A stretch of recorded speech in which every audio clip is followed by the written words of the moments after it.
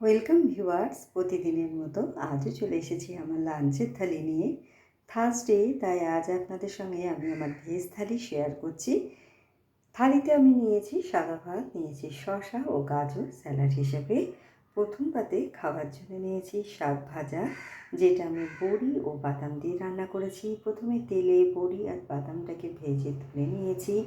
তারপর ওই তেলের মধ্যে কালো জিরে, শুকনো লঙ্কা ফোড়ন দিয়ে কুচিয়ে রাখা শাকটা দিয়ে নুন, হলুদ, মিষ্টি ও ভেজে রাখা বড়ি গুঁড়ো করে আর বাদাম দিয়ে আমি এটা তৈরি করেছি। নিয়েছি ঝুড়ো আলু পোস্ত।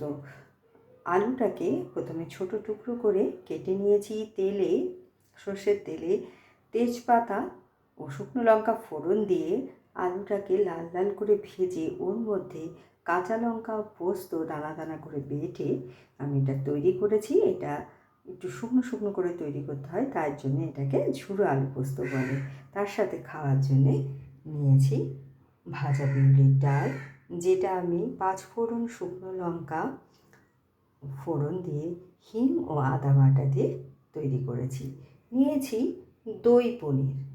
পনিরটাকে টুকরো করে আগে তেলে নুন হলুদ দিয়ে ভেজে তুলে নিয়ে ওই তেলের মধ্যেই গোটা গরম মশলা ফোড়ন দিয়ে টমেটো, আদা, কাঁচা লঙ্কা, কাজু বাটা কষিয়ে জিরে, ধনে, লঙ্কার গুঁড়ো আর টক দই দিয়ে আমি এটা তৈরি করেছি। নামানোর সময় দিয়েছি একটু গরম মশলার গুঁড়ো।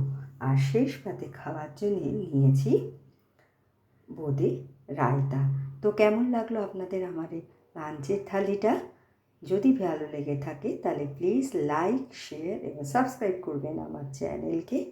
Thank you for watching.